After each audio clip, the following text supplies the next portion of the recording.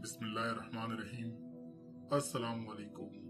Urdu Hindi network में आप सभी को वेलकम करते हैं।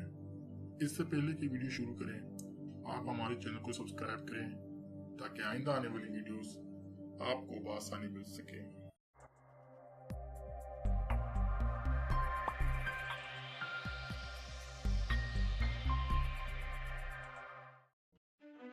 एक इंजीनियर ने काम से इस्तीफा देने का फैसला किया।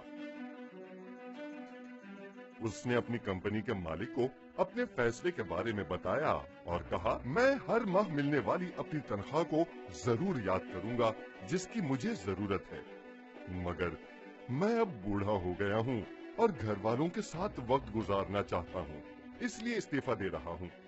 मालिक ने कहा, अच्छा चलो तुम मेरे लिए एक आखिरी घर बना दो, फिर नौकरी छोड़ देना। इंजीनियर राजी हो गया कि चलो अपने मालिक के लिए इतना तो कर सकता हूँ।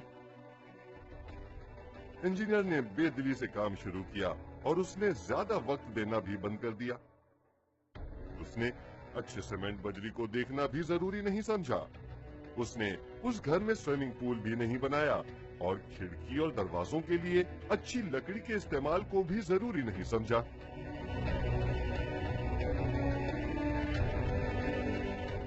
मालिक ने मकान मुकम्मल हो जाने के बाद इंजीनियर को बुलाया और उसको इस घर की चाबी दी जो उसने बनाया था कि ये तुम्हारे लिए तोहफा है जो तुमने इस कंपनी को अपने 15 साल दिए और ईमानदारी से काम किया।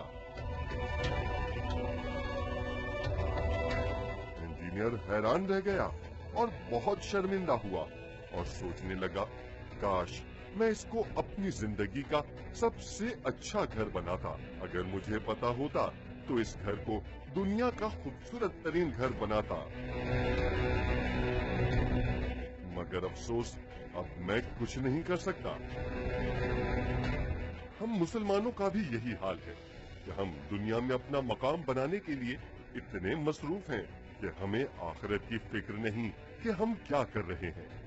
दुनिया में हम अपनी आखिरत बनाने के लिए आए हैं। हमारा असल घर हमारी आखिरत में है। अपनी आखिरत की फिक्र करें जहां हमेशा रहना है।